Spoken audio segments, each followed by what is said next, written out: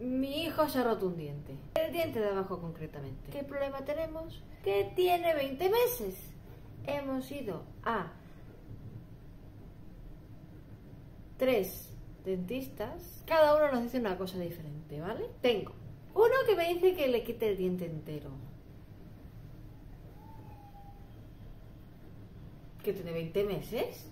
Luego, otro que dice que lo sedemos entero para quitar el diente o intentar reconstruírselo. Esa parte, no sé. Y otro que dice que se lo deje así, porque se le ve el nervio. Entonces, no sé qué hacer porque no se lo quiero quitar. Quiero que se le reconstruya, pero hay que sedarlo. ¿Qué hacemos? ¿Dónde voy? ¿Busco otra opinión? No sé qué hacer. ¿Vosotros qué me decís? ¿Qué hago?